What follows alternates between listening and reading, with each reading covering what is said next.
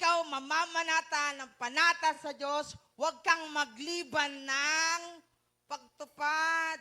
Sapagkat siya'y walang kaligayahan sa mga mangmang, tuparin mo ang iyong ipinanata, kapatid. Katulad lang yan ng morning devotion.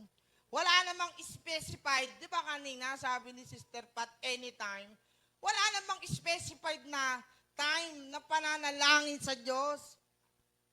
Kung namanata ka sa Diyos na meron kang morning devotion, hindi ka pwedeng magliban. Kailangan every morning mananalangin ka sa Kanya.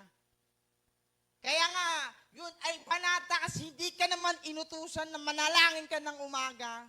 Ikaw lang ang may sabi noon, kaya dapat mo yung tuparin kasi walang kaligayahan sa mangmang. Tuparin mo ang iyong ipanata.